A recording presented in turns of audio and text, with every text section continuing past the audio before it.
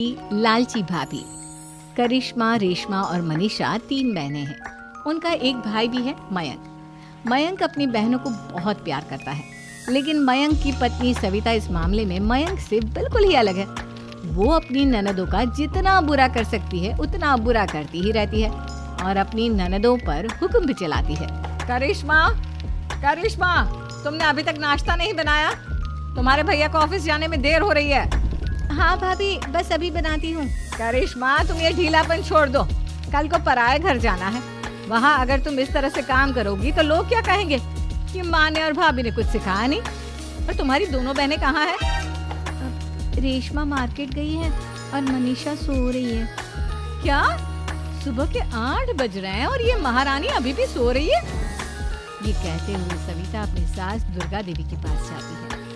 माँ जी, देख रही हो अपनी बेटियों के तौर तरीके? क्या हुआ बहू, सुबह सुबह क्या कर दिया मेरी बेटियों ने? अरे एक तो अभी अभी उठकर किचन में गई है, दूसरी सुबह सुबह बाहर चली गई और तीसरी अभी तक सो रही है। क्या करूं मैं इन तीनों का? मैं तो परेशान हो गई हूँ। जा जाकर उठा उसे और रेशमा से मैं बात करती हूँ।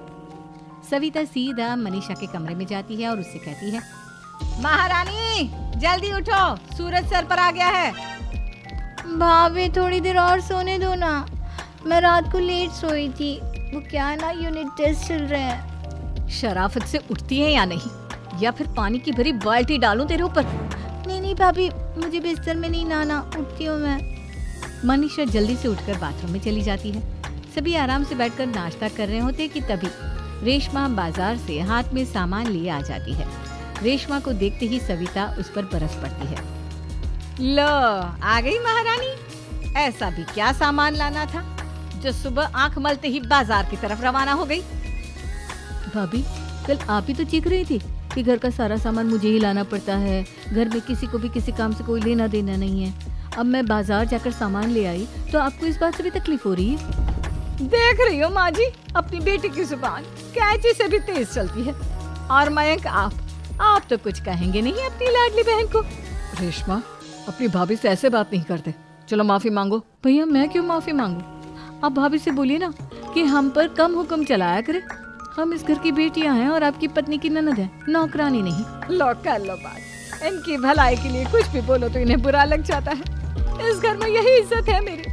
देख लो माँ जी, आपकी बेटी किस लहजे में मुझसे बात कर रही है। सविता वहाँ से चली जाती है। मयंक को बहुत गुस्सा आता है, वो भी वहाँ से चला जाता है। फिर करिश्मा रेशमा को समझाती है। रेशमा, तुम्हें भाभी से माफी मांग लेनी चाहिए थी ना। लेकिन दीदी, मैंने कुछ किया ही नहीं, तो मैं माफी क्यों मांगू?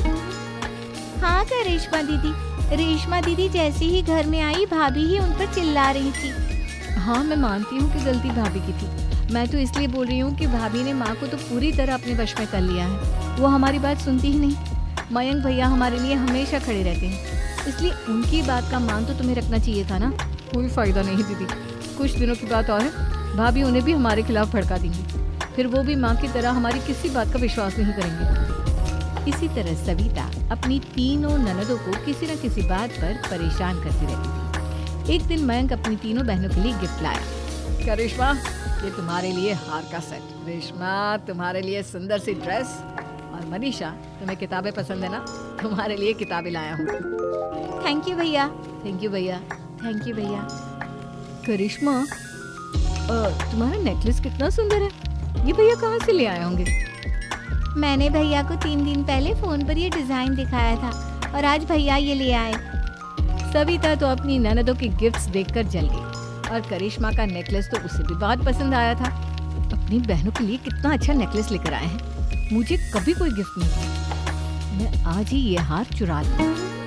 रात में सविता करिश्मा का हार चुरा लेती है और इसी तरह उसे अपनी ननदों की जो भी चीज अच्छी लगती वो उसे मांगती नहीं, बल्कि रात के अंधेरे में चुरा लेती। इसी तरह दिन बीतते गए और सविता ने मयंक के दिल में भी उसकी बहनों के लिए नफरत पैदा कर दी। एक दिन मयंक ने करिश्मा और रेशमा के लिए रिश्ता देखा और ये बात उसने घर में सबको बताई। माँ, करिश्मा और रेशमा के लिए बहुत अच्छा रिश्ता आया है।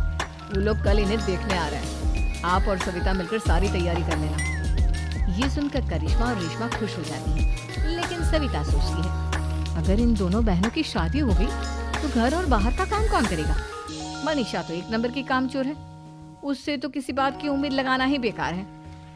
मुझे इस शादी को रोकना होगा। अगले दिन सभी लड़के वालों के स्वागत की तैयारी करने में लगे होते हैं। तभी मयंक अपनी बहनों से आकर कहता है, तैयार हो गई तुम दोनों? देखो दोनों लड़के बहुत अच्छे हैं, मैं कोई कसर नहीं छोड़ना चाहता, इसलिए तुम उनके सामने अच्छे से बिहेव करना और अपनी भाभी से लड़ने मत लग जाना। करिश्मा, तुम वो नेकलेस पहन लो ना जो मैं तुम्हारे लिए लाया था। भैया मैं बहुत देर से वो नेकलेस ढूंढ रही हूँ, लेकिन मुझे मिल ही नहीं रहा।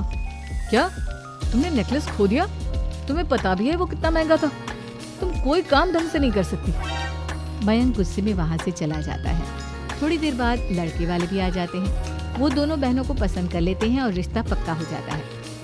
लेकिन सविता के दिमाग में तो कुछ और ही खिचड़ी पक रही थी। वो पंडित जी के पास करिश्मा की कुंडली लेकर जाती है और उन्हें पैसे देकर करिश्मा की कुंडली बदलवा देती है। जब लड़के वालों के पास करिश्मा की कुंडली जाती है तो वो दुर्गा को फोन करते हैं। बहन जी, हमने करिश्मा की कुंडली अपने पंडित जी को दिखाई थी। आपकी बेटी की कुंडली नहीं बल्कि दोषों का पिटारा है। देखिए, मैं और मेरे पति इन सब बातों में बहुत विश्वास करते हैं, इसलिए हम आपकी बेटी से अपने बेटे की शादी नहीं करा सकते। इस तरह करिश्मा का रिश्ता टूट जाता है और सभी घर वालों को बहुत दुख होता है। अब कविता सोचती है, चलो करिश्मा का तो रिश्ता टूट गया, अब रेशमा का भी रिश्ता तोड़ना है। क्या करूं? अब सविता आवाज बदलकर किसी अननोन नंबर से रेशमा के होने वाले ससुराल में फोन करती है। हेलो, मैं कौन हूँ कौन नहीं ये आपके लिए जानना जरूरी नहीं।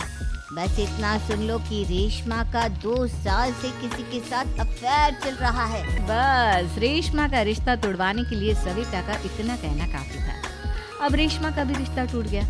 मयंक और दुर्गा देवी ने रेशमा को खूब खरी खोटी सुनाई और उससे बार बार उस लड़के के बारे में पूछने लगे। आप दोनों मुझे क्यों परेशान कर रहे हो? अरे कोई लड़का होगा मेरी लाइफ में तो मैं बताऊंगी ना, जब कोई है ही नहीं तो कहाँ से लाऊं मैं कोई लड़का?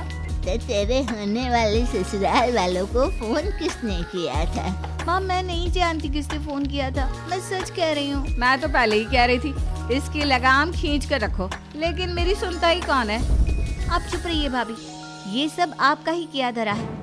अब तीनों बहनों को विश्वास हो जाता है कि ये सब उनकी भाभी ही कर रही है। तीनों बहनें अपनी भाभी को सबक सिखाने के लिए एक वकील कर लेती है और घर में हिस्सा मांगना। देखो भैया, माँ बाप की जायदाद में जितना बेटों का हक होता है उतना ही बेटियों का, इसलिए इस घर के 4 हिस्से होंगे और हमें अपना हिस्सा चाहिए। मैंने तुम्हारे लिए क्या क्या नहीं किया और तुम इस घर में हिस्सा मांग रही हो?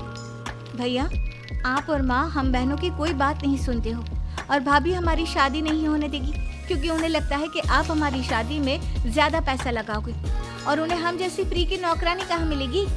तो हम भाभी के साथ तो रह नहीं सकते, हम बहनों को अपना हिस्सा चाहिए। अरे तुम्हें शर्म आनी चाहिए अपने भाभी पर ऐसा इल्जाम लगाते हुए।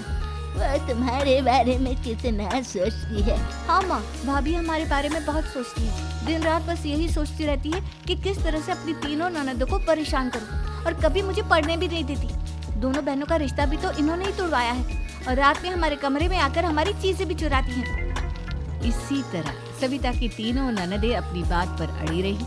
अब कोर्ट में तारीख भी शुरू हो गई। जब सविता को लगा कि उसकी तीनों ननद इतनी आसानी से नहीं मानने वाली, तो उसने अपने पति और सास को सारी सच्चाई बता दी और अपनी तीनों ननद से माफी मांगी। मयंक और दुर्गा को भी अपनी गलती का एहसास हो गया। अब सविता खुद करिश्मा और रेशमा के लिए अच्छा रिश्ता ढूंढती है और उनकी शादी करवाती है।